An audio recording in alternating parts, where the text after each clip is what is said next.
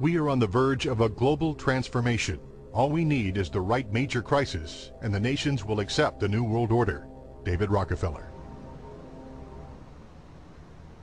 We saw David Rockefeller and the Corn Black at the beyond the hotel, and they had no bodyguards. One of my friends shouted, "Hey, Rockefeller!" and he turned back and he was afraid.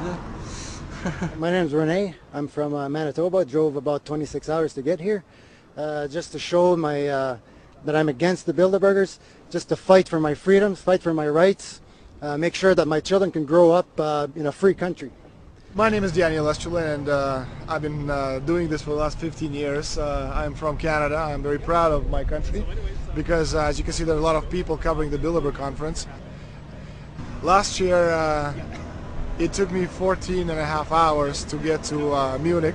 I was pulled off the plane in Milan. I was pulled off the plane in Munich. They interrogated me 4 hours in both places. I was able to call a friend, a journalist in Rome, as a result of his presence and others. Calling the Foreign Ministry Department in Italy, they backed off and they let me go. They basically told me that they'll keeping an eye on me 24 hours of the day. The little hotel where we were staying at, Jim and I, out of the 20 rooms, 6 were occupied, 3 by the CIA and 3 by the German Secret Service. That's how serious these people are, and that's how afraid they are of actually what we may be able to reveal and what we actually do reveal publicly about the Bilderberger intents. Daniel Estrelin has covered the Bilderberg meetings in Europe and North America for more than 15 years. His book, Club Bilderberg, has been translated into more than 20 languages and is a global bestseller. Estrelin has photographed many past Bilderberg meetings. Rockefeller frontman Henry Kissinger is always a key participant. Here you see the president of the CFR, Richard N. Haas, followed by Vice Chairman of Rothschild Europe, Franco Barnaby, who is speaking with Henry Kravitz, and behind them is Richard Holbrooke, former U.S. Ambassador to the United Nations. The head of Daimler Chrysler, Jürgen Erich Schrempp, arrives by helicopter. Here, the owner of the Washington Post, Donald Graham, escorts Indra Nooyi, the head of PepsiCo. Queen Beatrix of the Netherlands, whose father, Prince Bernhard, founded Bilderberg, is a leading figure in the group. Of course, globalist kingpin David Rockefeller, seen here with his bodyguard, James Ford, always attends. The then newly appointed World Bank chief, Paul Wolfowitz, is photographed at Bilderberg 2005. It has been reported that Wolfowitz had attended previous meetings, while still the Deputy Secretary of Defense, a violation of the Logan Act. Under the Logan Act, it is a felony offense for any member of the federal or state government to meet with members of a foreign government without the express authority and authorization of the President or Congress. Put simply, it is illegal for members of the government to meet secretly behind closed doors with foreign power brokers due to the problems of corruption and espionage that it breeds. For this reason, many prominent politicians attend, but their names do not appear on the official list. Despite the Logan Act, the governor of New York's name, George Pataki, does appear on the list, and we were able to catch the governor on tape walking with David Rockefeller at Brook Street. Multiple staff members inside Brook Street reported to us that Hillary Clinton attended for half a day. Several armored limos with diplomatic plates did arrive with police escorts and offloaded their passengers in the underground parking garage out of the sight of the press. Former World Bank President James Wolfensohn sardonically stared at our cameras. They're upset about the fact that they're being exposed. Well, I'm sure they are. I mean, look at the tinted windows. They don't want to be seen. They don't want even anybody to know they're here. So I'm sure they're ticked, you know, and that's why we're here to try to expose them. Do you think that they were angry that they were on the front page of the local paper today? You think they're in there reading it right now, Jim? Yes, I don't think they're happy about it. They prefer nothing at all, no publicity. They prefer absolute secrecy. Yeah, you better look away. We're not your slaves. You don't own me.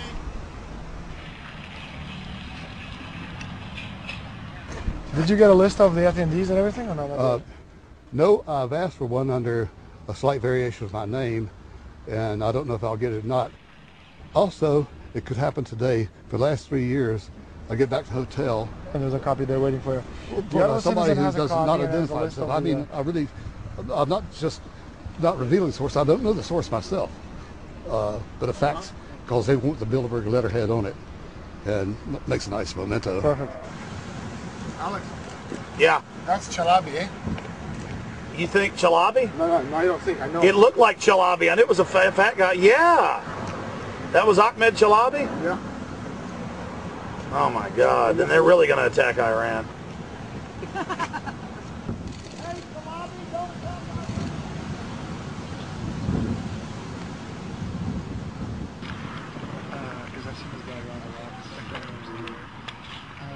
This guy is too, but I president.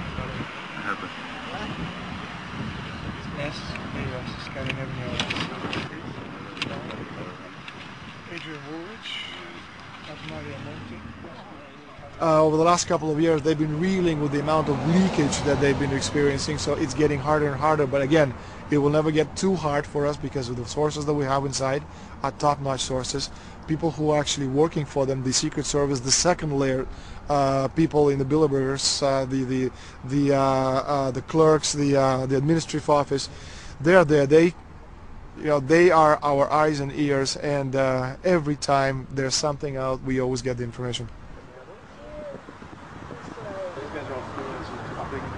That's Francisco Pinto Balsamao. I think that's the Queen. It's the Queen. Yeah. Oh my God, you can't miss her earrings. You see her? Yes. Oh my God. Queen of Holland. What usually happens, the Secret Service guys who are protecting the Bilderberg delegates, the staff, the cooks, the chefs, when they actually get to see and to hear what some of these nasty people are talking about, they're the first ones to look for us and the first ones to make sure that we get the information from the meeting. Again, we're very rigorous with information that does come out. We double, triple, and quadruple confirm the sources, make sure that all the information checks out. A lot of the stuff, the Bilderbergers have planted information, make sure that this disinformation nullifies the accuracy of the reporting, which is why we never publish the first thing we hear.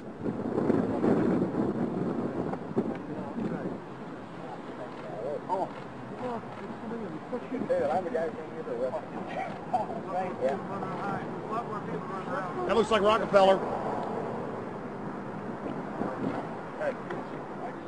The decisions that these people take, again, they're not only decisions that affect the business community, they affect politics, business, environment, across the entire spectrum. And these decisions are made and taken by a very elite group of people behind closed doors this year at the Brook Street Hotel.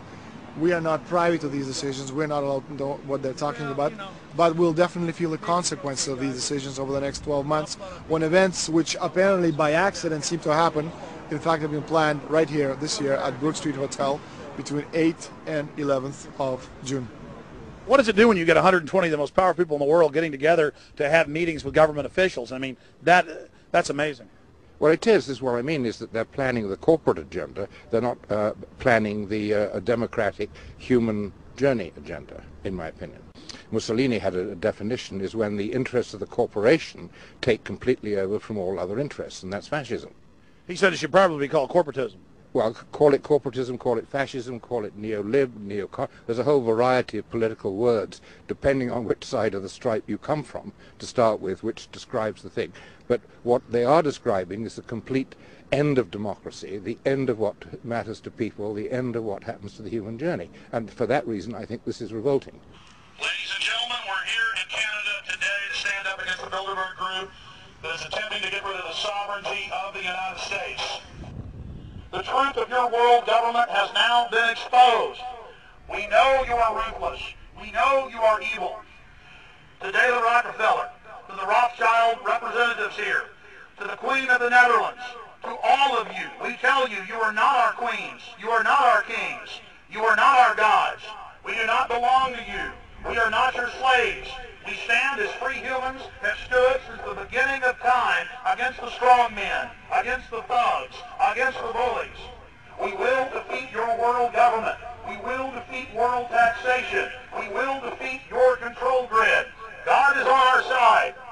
I stand before the creator of the universe, and I ask the creator of the universe, as our founding fathers did in 1776, to lead, guide, and direct us, and to give us the power and the foresight and the understanding and the will to stand against your entire agenda, including your final plan of world population reduction of 80% that Henry Kissinger penned in 1973. Why do you put mercury in the vaccines, sodium fluoride in the water? Why? Why do you put cancer viruses in the vaccines? Why have you used depleted uranium now in 4 separate nations? You're arrogant.